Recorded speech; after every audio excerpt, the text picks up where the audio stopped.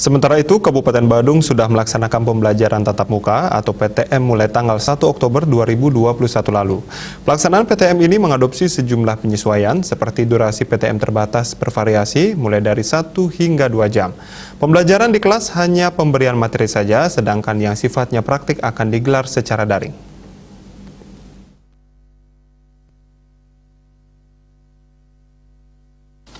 Bupati Badung Nyoman Giri Praste saat meninjau pelaksanaan PTM serentak di sejumlah sekolah mengatakan, di seluruh Kabupaten Badung di 6 kecamatan bergerak bersama-sama, mulai dari PAUD, TK, SD, dan SMP. Para guru semua sudah dipastikan mendapatkan vaksinasi.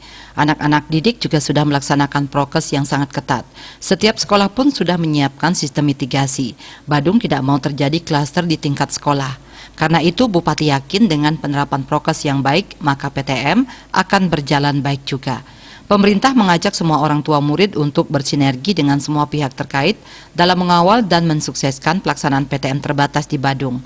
Ketika anak didik melaksanakan pembelajaran secara tatap maya dalam jangka waktu yang lama, kadang-kadang beberapa orang tua mengeluh karena pada saat pembelajaran berlangsung, para orang tua harus ikut mengajar anaknya. Sementara di sisi lain mereka juga harus melaksanakan aktivitas hariannya. Ketika pelajaran tatap muka ini dilaksanakan, Bupati sudah meminta kepada guru se-Badung untuk tidak mempermasalahkan pakaian. Dipersilahkan mau pakai pakaian apa saja ke sekolah, yang penting rapi. Jika memang nanti ada orang tua yang membeli pakaian untuk sementara, silakan.